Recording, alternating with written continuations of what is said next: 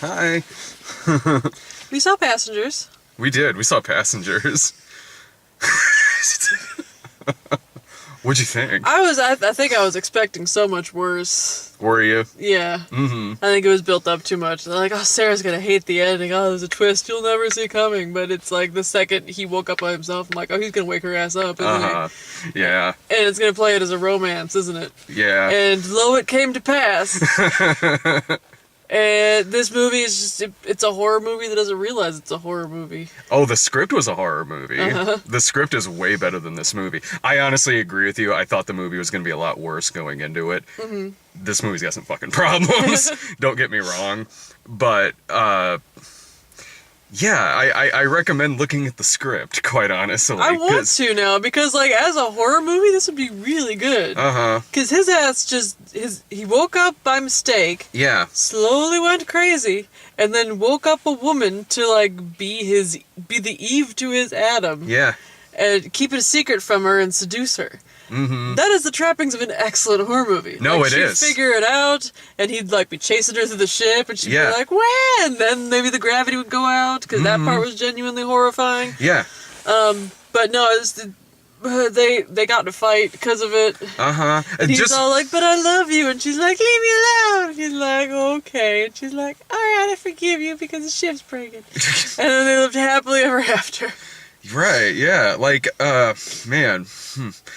There's a lot of really good you could do with this. His ass should have just killed himself. No, totally. Like, it's a provocative script. It's a provocative story. Mm-hmm. Like, but before he wakes her up, he's been isolated by himself for like a year and 3 weeks or something like that. Yeah. And the way the script reads that this isn't charming Chris Pratt doing this. Uh-huh. The script reads this is a person who's been isolated for a year and will probably do something that most human beings wouldn't, but when you go insane in isolation like that, in solitary confinement on this ship, you're gonna do something pretty bad, probably. And the script really did deal with that.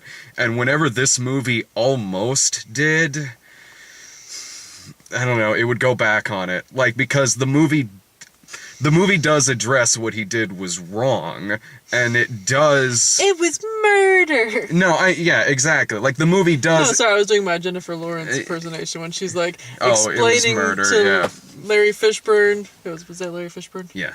Mm-hmm. Why she was so upset about it, and the way the scene was arranged made her seem like a whiny little bitch. He's like, yeah, I suppose he, technically speaking, murdered you.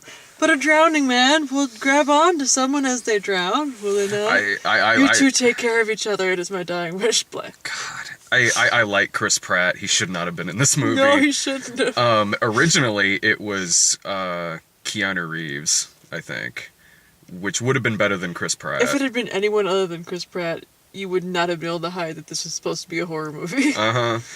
Yeah, and so the movie does... The movie does deal with the fact that he did what he did was wrong. It does minimally. Minimally, it does. It's not so much like Overboard, where a day passes and it's fine.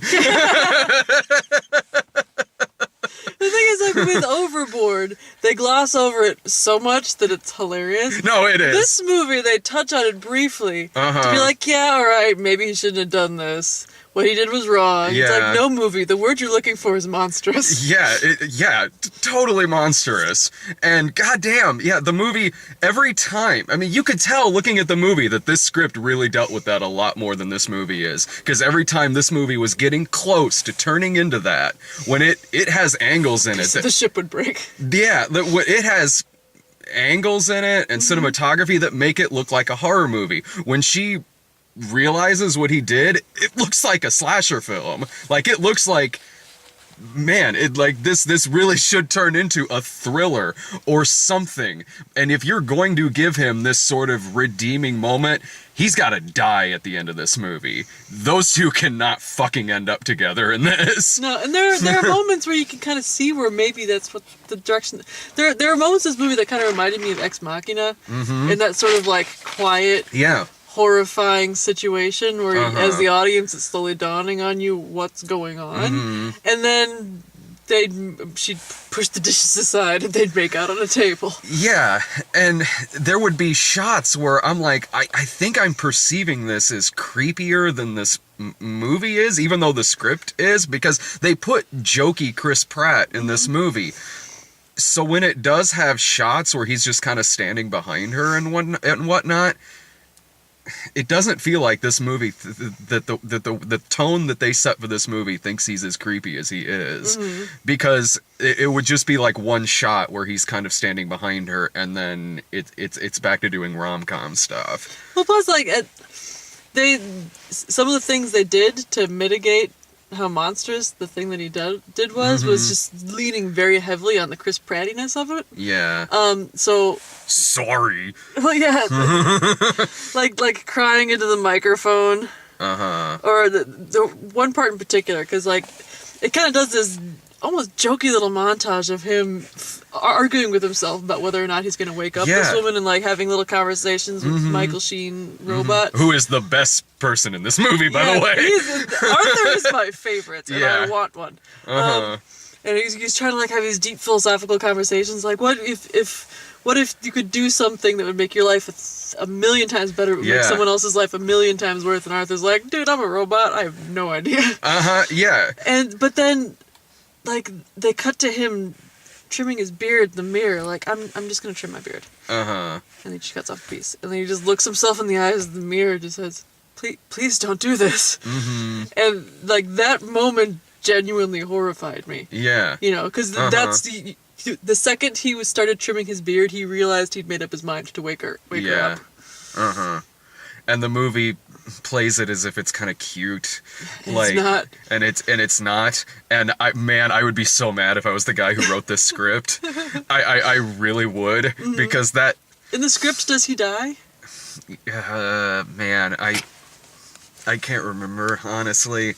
Because I don't think this character even deserves, like, the redeeming moment that he got in this movie. Because you figure he's gonna drift off into space and die, and for once, I was okay with that happening in a movie. Yeah. Because I'd like, his tether went to twang, and normally I would have been like, like, fucking drift off to space, you scumbag piece of shit. Yeah, no, I agree. And if that had happened in this, I would have thought this movie was a lot better than the reviews are making it look. Like, it made a lot of missteps along the way, but at least, if he had died, I would have probably just been just as mad. Really? More so than what they did at the end of this movie? Yes, because he didn't die ignominiously. He died, you know... Oh, heroically? Saving thousands of people and redeeming himself in the eyes of this character that he murdered / Yeah. slavered to himself. I don't even know how to describe the thing that he did to this woman, because he didn't murder her. He stole her. Yeah. Like, not just stole her life, but then stole the rest of her life. And the movie makes it to where I'm supposed to... The tone that they set... We're supposed to feel sorry for him. Yeah, we're supposed to feel more sorry for him than we are for her, honestly, because he's the main character in this movie. He is the focal point. Like, she doesn't come in until, like, 45 minutes in. Probably, something like that. But the whole time, when they're on the outs because she finds out what he did... It's still more from his point of view. It's still more, I'm supposed to kind of feel bad for this guy. We're on team that guy. Yeah, and while the story of this is definitely, it would actually make a hell of a book, honestly. Like, it really would, because the movie you would picture in your head would be a lot better than the movie that we're getting here. Like, if you really, really, really hit hard and really dark on the fact that this is someone who started out as a normal guy, and then a year goes by, and this is what being this is what extreme solitude did to him. Yeah. But you know what? Worse things in this world.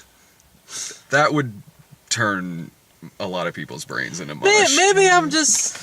Oops, sorry. I can be a pretty extreme introvert at times. Is that your phone? Because your phone's right here. Remember we're using it as a spotlight? I remember. Oh, I'll answer it later. Here, Brad, you want to take this?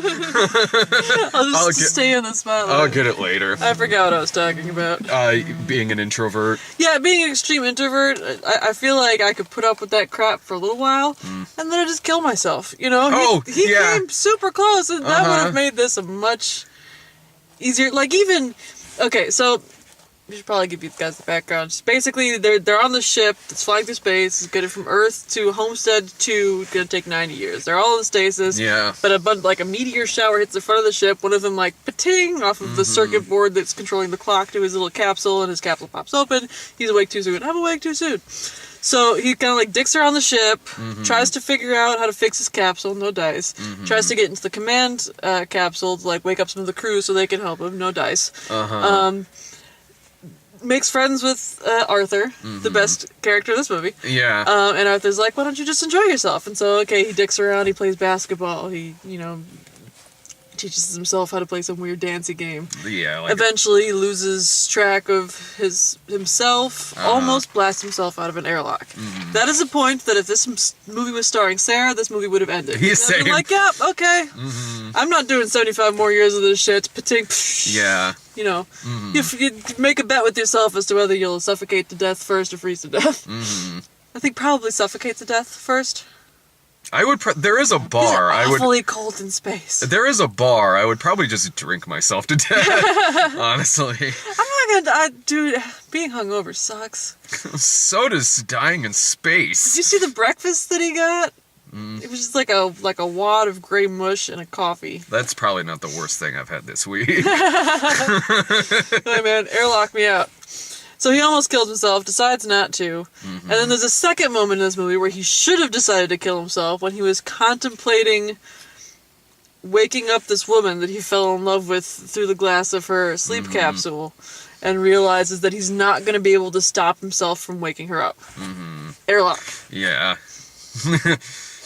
Another thing that the movie kind of glosses over that a little bit, that because there is a point where he decides to, or he contemplates killing himself, but it isn't necessarily to save her, to save the fact that he's about to do something terrible. It is more so just he attempted to do that and then just kind of went about his day. But with all of that being said, there's decent things about it. It's not a poorly made movie. It's honestly very, very pretty. It's a gorgeous looking film. And with all the problems that I have with the fact that it's Chris Pratt in this role, again, an actor who I like, he's miscast here, but it's not like he's giving a terrible performance. It's just the wrong kind of performance in what should be a much darker movie. Yeah, I feel like it's the right performance for trying to make this not a horror movie. Yeah. And if anyone's gonna pull it off, it'd be Chris Pratt, but nobody could pull it off. They shouldn't have done that. No. They should, and if you're gonna do that, you have to fundamentally change way more about this movie. It made me like Chris Pratt. Did not make me like Jim. Well, Chris Pratt's very likable. Chris Pratt's a very likable actor. He's a good actor, but if you're gonna put him in this and give it this much brighter tone than you would ever figure this movie would have, if just by looking at the plot, you have to fundamentally change way more things about this movie. Yeah. You have to make it to where they both accidentally fucking wake up. Yes. And then, yeah, that would be fine. That would work in a level of in the original Dawn of the Dead, when they're isolated in the mall and they kind of have to make this reality for themselves and just kind of cut everything else off from the outside and have some kind of semblance of normalcy in this shopping mall. This movie could have done something like that, honestly. If you're going to put Chris Pratt in this kind of role, then really... make him blameless. Yeah, then really you should do something like that with it. But I thought that the ending that they gave it really kind of tried... Fucking Zardoz ending?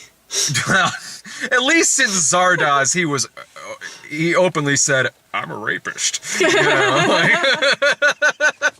at least in Zardoz, that was a bad guy we were following. And this was rape, really, because he fucked her under false pretenses many, many times. Almost married her under false pretenses. Monstrous. And on the breakfast table, too. God, and so the ending that it gives it really kind of tries to justify everything that he did, and it is really skeevy. I will say that when they started talking about like that lady who was a midwife, when they were like going around trying to guess the different people in the pods, Yeah. and they like landed on that very specific midwife lady, Uh-huh. I was very concerned that when the ending invariably came, where they ended up like living together in perfect harmony for 90 years, that they were going to end up having children, which I can't even imagine subjecting a child to that situation. I thought that is exactly what was going to happen at the end of this. Yeah, like the people would pop out of stasis and there's like these two 88-year-old people bored to tears because they don't even get to propagate the species. Honestly. Or having like a flowers in the attic situation. Yeah. Honestly, I'll bet you there probably was something like Maybe that it did here. not test very well. Well, one of the main reasons why I say that is because one of the captains there at the end, who comes out as Andy Garcia, who has no lines. I will put money on it. His part was much bigger in the original cut of this. Otherwise, why the fuck is that Andy Garcia who comes out at the end of this movie? Like, he is, if you've seen Andy Garcia in the trailer for this, and he is in the trailer, that is literally his only part in this movie. I didn't even recognize him. Yeah, he was the one who came out at the end with the beard and everything. Really good, Captain Obvious. I mean, better Andy Garcia movie than Max Steel that I saw a few months ago. I'll give the movie that, certainly. And when the movie was never boring to me. I'll say that. You know, I was on the edge of my seat several times. Yeah. But I don't think that I could ever recommend it to somebody. That's tough. Like, maybe if you read the script and are interested to see what they did with Then it. absolutely. And you want to, like, hate watch a thing. Uh-huh. Or if you so staunchly believe that love can prevail. If you like a good bodice ripper, because it definitely had the tone of, like, do you read, like, the girl porn books with, like, the lady on the moor? They all tend to have plots like a Harlequin this. romance novel Yeah, or something? exactly. Okay. Because the dude's always basically, like, running off with the woman and, like, Yeah. forcing her against her will to fall in love with him. Where it's like, he's, like, the last of his Scottish clan, and he catches her wandering the moors like a wildling and just, like, slings them over her shoulder. Yeah. That's what this movie felt like. Yeah, because I didn't she's given the choice at the end of this movie to go back in hibernation. She decides not to, because And that's what the Harlequin romance character. Yeah, exactly. That's exactly what would happen in something like that. And so when that happened at the end of this, I was like, not buying it. Like really? Like, okay, like, you're already asking a lot of me that she's really forgiven him for what he did. But to stay out of hibernation and live the rest of her life with him for until they die, boy, I'm not buying that. The more I think about it, this is basically a Harlequin romance novel. Because it's got all the plot points. It's got, like, the running off with her. It's got the false pretenses. Yeah. It's got the her figuring it out. It's got the her being mad at him. It's got the dire straits that force them back together and force them talking again. It's got her making a decision to stay with him at the end. Yeah, I mean, it does the same thing. It has those same, like, rom-coms all have those same beats too, where there's, like, the third act breakup. Like, the Harlequin romance novels have a very specific formula. Like, you can Yeah. take classes on writing those books, and you can, like, knock one out in a week. And I've read a couple in my time, and Yeah. this felt like that beat for beat. I could say that because this movie's not going to be on my worst of the year list. I mean, it is a well-made movie, and when it does get intense, it does get very suspenseful. It does, especially towards the end of the movie. There are gorgeous shots in this, and really beautiful effects, like when she's trapped in the pool when it's goes into zero gravity and Yeah, everything. that part was harrowing. Yeah, there is really beautiful stuff here, and Michael Sheen is fantastic. He's always Like, fantastic. Did you hear he's not going to act anymore? Michael Sheen? Yeah, he's going to No. stop and be a political activist. Michael Sheen, really? Yeah, Oh, that's what the internet said. He's I hope this isn't his moving last back- movie. Moving back to Wales. Man, I hope, I hope this isn't his last film. This year is the worst. I mean, this isn't going to be one of the worst movies I've seen this year, but like, No, it's- because there are decent qualities in a in a movie that has really, really, really fatal flaws. Mm-hmm. I could say that. Well, I could recommend saying like if it's on Netflix or something, maybe, but There's better stuff on Netflix. I'm honestly only saying that because this isn't a 0-star film. It's not a 1-star film. There's way worse. There's stuff that I've had a much harder time sitting through that I've called a rental, that I've called something to watch on Netflix. And kind of because of that, I'm saying like, okay, sure, if it's on Netflix, there are good sequences in this movie.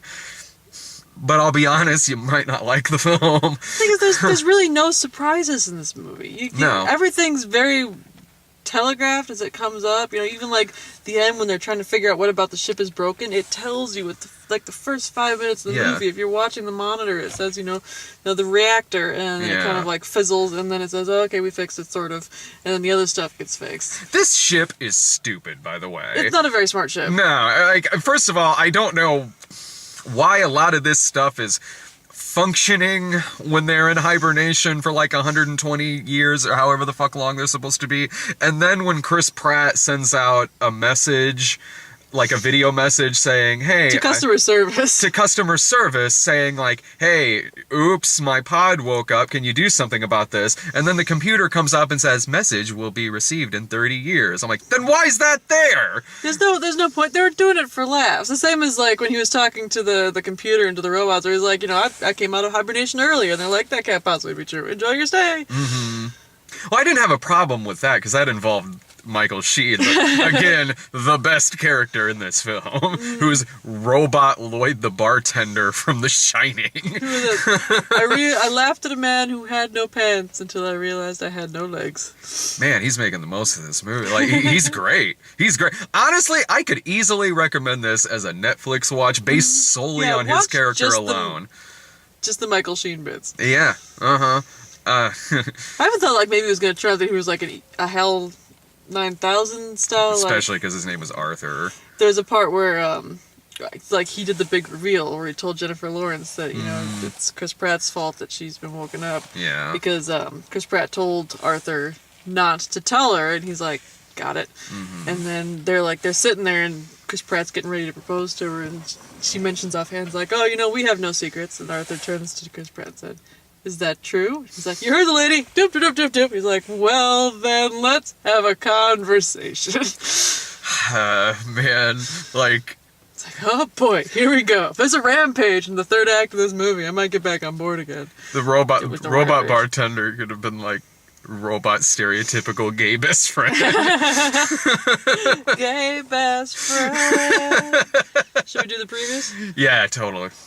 Okay, so first I wrote down Christmas Frankenstein, because not technically a preview, but I want to talk about this commercial because the first time I watched it, I cried like a little bitch. Christmas Frankenstein? Christmas Frankenstein. So like if they made a full-length Christmas Frankenstein, I watched the shit out of that movie. Have you seen Christmas Frankenstein? As long as James McAvoy is still playing Victor Frankenstein. Patriots Day. Oh, the Boston bombing movie. Yeah, it's like, I feel bad saying like too soon, but too soon maybe? I'm kind of, I think I might be desensitized to stuff that is like true crime stuff that comes out not long after. So that, I mean, it is pretty soon, but it's Mark Wahlberg. They're like, oh my god, guys! You hear that explosion? Well, but if Mark Wahlberg is best when he's at his most Bostonian. It's a Peter Berg film, and I really like Peter Berg movies. He just did the Deepwater Horizon that was just out, and Lone Survivor, and honestly, I think it'll probably be good. I mean, he's got, other than Battleship, Peter Berg's track record's really good. But even Peter Berg was like, yeah, I was under contract to make that shit. I've got a lot of previews. Okay, 50 Shades Darker. which I'm gonna have to friggin' find a copy of that book so I can tweet it. Did you not read 50 Shades Darker? No. I'll say this about that movie. One, that trailer's hilarious. Also, it seems like it has way more plot than the first movie. Like, the plot is they get back together, go to like a sexy masked party or a masky sex party. Oh, an Eyes Wide Shut viewing party. The emphasis is on. And then she's haunted, I guess, by Sadako from The Ring. Mm-hmm. Sexily haunted. That's way more story than they gave us in the first movie. It seems like the first movie I mainly remember sitting there being like, this is just really not that interesting.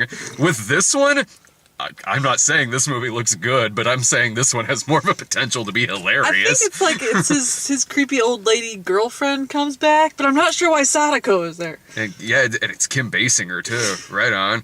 Also he's so creepy in this trailer. Like you want to talk about something that should be a horror movie. I mean, there are parts in this trailer where he's staring at her from across the room like he's fucking Michael Myers. Well, they're playing like this really weird atonal version of Crazy in Love. Where the guy ejaculates at the end of it. It's what in the original song featuring Beyonce, she goes, oh no. And so you don't realize at first that that's what he's doing because he's like, oh no. It sounds like a guy who is singing the song to himself and beating off as he's watching the music video. He was at the sexy mask party. Yeah. The masky sex party. Hidden Figures, we've talked about that preview already. Dunkirk, which still looks Dunkirk. Christopher Nolan war movie? Yeah. I'm down. Blade Runner 2049. I'm excited for that. I am so excited for that. I haven't seen the first Really? Blade Runner. Yeah, it's on that. It's on the list of movies I'm in trouble for never having seen. Oh, Blade Runner's so fucking good. I'm crazy. Plus, they got. I'm crazy excited for this. They got the director of like Sicario and Prisoners and Arrival behind it. Like, I mean, it's just a teaser trailer, but. Fuck me, it's a great teaser trailer. It's canonically, is it a direct sequel to the original Blade Runner? It's a sequel, yeah. And it's my understanding that Harrison Ford was in the book version was a robot, but in the movie version he wasn't a robot. All depends on which version you watch. There's like 100. Okay, so which version is this a sequel to? Okay, like if that's a good question, honestly, but like when you sit down to watch it, if you start hearing narration, don't watch that one. Okay. Admittedly, the narration's kind of funny because Harrison Ford didn't want to do it, so he obviously doesn't give a shit. He's like, it was at that moment I realized that. Like he just doesn't give a fuck. Why did they add narration? I think like test audiences found it confusing or whatever, or maybe the studio thought they would. But there are several different versions of that movie. I recommend watching ones that don't have narration. Okay, so in the ones that don't have narration, he isn't a robot. Honestly, I'm sorry, it's been a long time since I've seen it, and I've seen both versions several times. The one that's like a happy ending, that one's, yeah, the one, I don't want to spoil it, but like there's one version that has like a silly happy ending that's kind of funny. But man, I need to go back and watch Blade Runner again. Well, you can watch it with me because I'm gonna have to watch it eventually. And the theatrical version's the one that I first saw. Help me out, Life? Oh, the one with Jake Gyllenhaal and Ryan Reynolds, where it was in space. Oh, okay. They discover life and it eats one of their hands. Yeah, it looks like It, but in space, maybe. It. Not There's a It. clown chasing them. The thing. Sweet. It looks like what in space? I mean, it looks like that was a really well cut together trailer for something that I'm hoping isn't just like Alien. Like, okay, they're on board a ship and something's trying to kill them. All right. But again, it was a really well cut together trailer. I'll give it that. It's got a good cast. Yeah, I mean, it looks, but I'm hoping there's more to it than just like, we found this thing, it's gonna kill us now. I'll watch it. It's got Ryan Reynolds in it. And he's not, buried in a coffin. Ghost in the Shell looks very pretty. Yeah. I don't know much I mean, I saw that years and years and years ago, but The movie doesn't look bad. It looks gorgeous. Well, I have no idea what that bottom one says. Oh, Spider-Man Homecoming. Oh, yeah, that looks... I'm excited looks like for a the lot new of fun. Spider-Man movie. Yeah, Michael Keaton in a Spider-Man movie. Is the Vulture? Hell yes. I hope it has the exact same ending as Birdman. They all do it in one take, too. Excellent. At the end, it turns out that was the Avengers. Wow, this movie got deep. It's gonna win Best Picture. No, I'm looking forward to that. I was actually shocked we didn't get Guardians of the Galaxy 2 in front of this No, it seems like we ought to have. The closest we got is during the and one more thing, AMC thing. One of the things was Guardians Yeah. of the Galaxy 2. Mm-hmm. Well, tomorrow I've got, Why him? Why Him? I'm so glad I'm at Passengers. I think that's the other reason I didn't have a problem with this movie. It's like, at least it's not Why him. At least it's not Why Him, or at least it's... And also, we did see Collateral Beauty last week, Yeah, which was... the bar's set super low right now. The bar was really set for some Hollywood bullshit, and it's like, this movie is kind of morally fucking corrupt, but you know what? It's not Collateral Beauty. I'll give it that. Far more charmingly morally corrupt. Oh yeah, it's got way more charisma to it, at least, to its skeeviness. Yeah, I was also supposed to be at Assassin's Creed tonight, but I'm seeing it tomorrow instead. I figured I would probably get a text from Brian earlier that was like, "Can we reschedule?" I figured we probably would, because he and I were up late last night watching Gilmore Girls. Were you wearing your jammies and painting each other's toenails? I was in my pajamas. I just went over there in my sweatpants and flannel shirt because I'm like, it's my birthday. I don't care. We're gonna watch Gilmore Girls and get Treat Chinese yourself. food. The funniest part of the night was when we ordered the Chinese food and the guy showed up. Me and Brian are standing there at the door, and there was just this older Chinese guy who was delivering it to us. And I forgot to let him know on the phone that I was paying with my card. So I was like, give me a second. I'll call and give him my card number or something like that. And then the guy said something in Chinese and walked off and got in his car, and Brian's like, is he just getting in his car? And oh no, he's leaving. We're like, what? Where's he going? Did you leave your Chinese food? No, he took off. And so then we called the place like, well, I need to give you my credit card information so we can pay for the food, but the guy just left. And she's like, did he leave you your food? Like, well, no, he kind of just took off. Like, he did? Like, oh, okay. And so I had the guy's number on my phone, and he's like, hello? And I'm like, are you coming back? He's like, oh, yes, 2 minutes. Turns out the reason why he left was he had to go back to get a receipt for me to sign since I was paying for my card, but Brian and I were so confused. Anyway, that's my Chinese food story from last night. Best birthday ever. Yes, I'm not hungover today, so yeah, it kind of is. See ya.